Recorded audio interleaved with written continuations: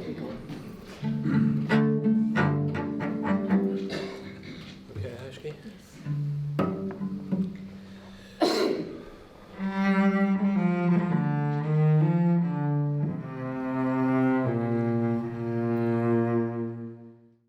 It's my very great pleasure now to introduce Judy Friel, who's going to speak on behalf of Anne and the Friel family. It's because of Seamus Deane that this event is happening today. Brian and I first met Seamus and Marion when they were hitchhiking in Donegal in the 1960s.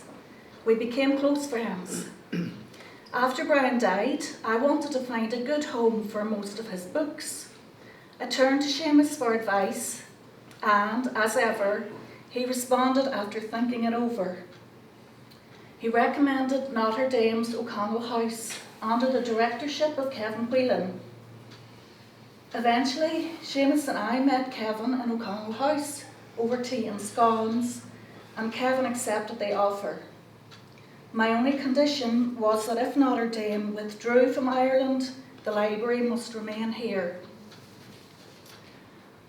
Kevin also knew from Seamus Deane that Brian was very fond of clocks, and he asked me to donate one to accompany the books, which I did. Now I think this was a wonderful idea. Finally, I'd like to welcome Father Peter McVerry, and thank you, Peter, for coming along today. I suggested Notre Dame might make a contribution to your invaluable work with the homeless, and I'm really delighted they've done so. God bless the work. Once again, thank you all so much for coming along, and enjoy the evening.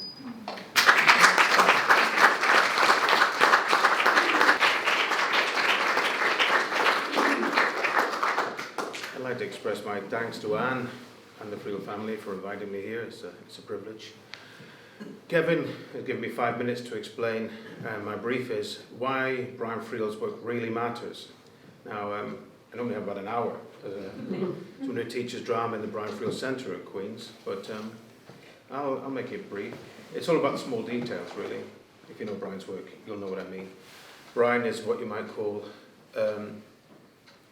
exquisitely detailed in terms of how he constructs his plays. He gets the small details that make people tick. It's all about the wee stories that you tell each other. What's happening at home? What's happening in your street? How do I know this? Because I spent longer than I should have done probably looking through the archives of the early drafts and notes of Brian's plays. And it was 20 years ago when I first encountered it. And I thought, wouldn't it be great if, with this new phenomenon of the internet, other folks could look at it. Folks who never go to nice places like this, or never go to universities, never go to libraries. Folks in prisons, folks in immigration centres, folks in schools in tough areas. Well, thanks to these wonderful things, now you can. Because 20 years later, I got some funding together and digitised the 5 most acclaimed plays, translations.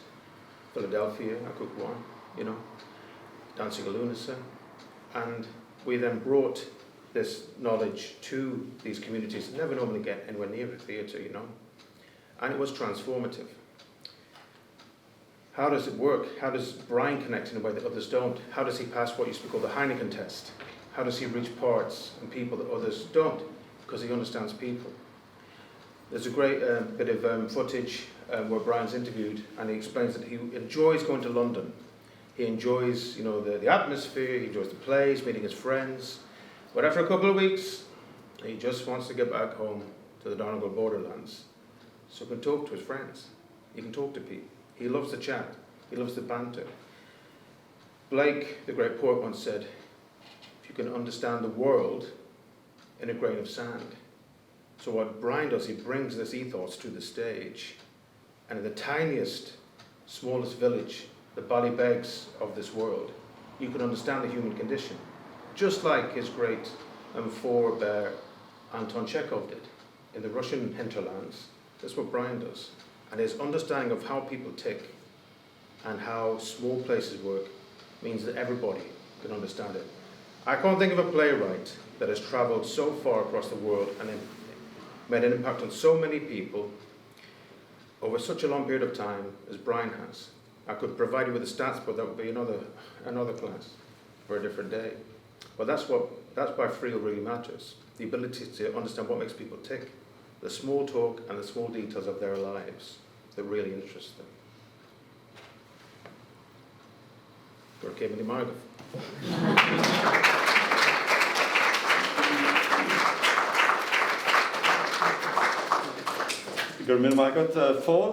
Thank you very much, Paul, and admirable brevity, which is not a quality that I'm associated with. Don't laugh that loud, Stephen.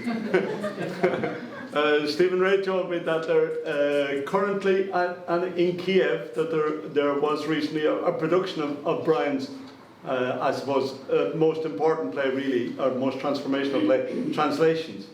He said that's an example, because in Keough now there's a big discussion in the same way as us. What do you do when you have a big, powerful neighbour, and how do you stop yourself being swallowed whole? And one of those areas comes around language. So Brian's play Translation works perfectly well in Keough. It's not an amazing thing. It's like what Paul said there, that the ability of Brian Friel's plays to travel the world and to speak to multiple cultures is astonishing. And Brian was there ahead of everybody else, right? Really. If you think of a great early play like Philadelphia, Here I Come, I mean, the genius of splitting the gar who stays and the gar who goes, the public gar and the interior gar, now we understand all that. But when Brian did that, it was truly extraordinary. And he was a theatre man to his fingertips. So it's a great pleasure for all of us here tonight, in the theatre community, not that I'm one of them, but I am an ardent theatre goer. But we have so many distinguished actors here. I was talking to Breedon Naughton earlier, and she said how lucky she was to work with a dramatist of the quality of Brian Friel. But I said to her, Brian was also lucky, and I know he would want me to say this, to work with fantastic theatre people in Ireland. There's a marvellous theatre infrastructure in Ireland and a wonderful generation of actors. And we just put up some photographs there on our screen. But you see there some great actors, great producers, great theatre people. And that's a wonderful thing in our country, that we have a live, living theatre, which is not, at the moment anyway, completely subsumed by the more digital and visual world that we now live in. We're going to finish up now by asking or inviting Neil Martin, long-time collaborator here in... Collaborator is maybe not the right word in this context. Long-time helper and friend of our work here. So Neil, who is another Belfast man, is going to be joined on stage, as it were, by the one, only, unique and irreplaceable Mairead Ní Dhomhnaill. Mairead, it seems ridiculous to introduce her, but anybody who's interested in traditional Irish music will know Scarra Bray, will know Tea with the Maggies, will know her collaborations with her wonderful sister Trina and her brother, will know that this is, I was going to say the Queen, but we live in a republic. They have living national treasures. If there was living national treasures in Ireland, Mairead Ní Dhomhnaill is it, and the greatest singer in the Irish language that exists on the planet Earth and Mars and anywhere else Elon wants to take us to. So Brian Friel was, in my opinion, the dramatist who most used music as a way of expressing emotion. Brian understood sometimes that the silence is the most eloquent thing we have, and that sometimes music takes up where words leave off. And so often in Friel's play, it's the music which carries the incredible emotional charge. And Neil and Mairead are going to perform now The Minstrel Boy, which is from Thomas Moore.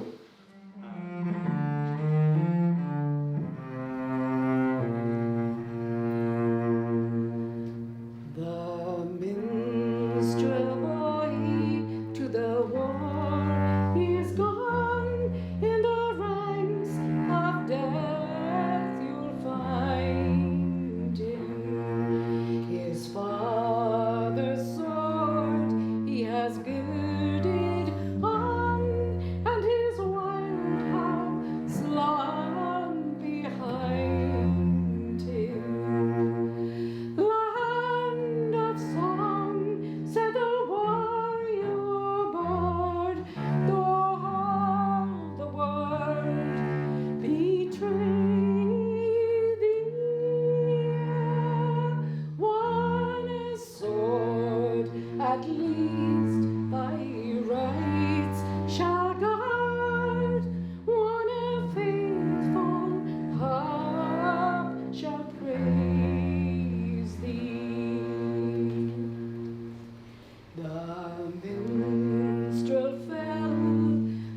before.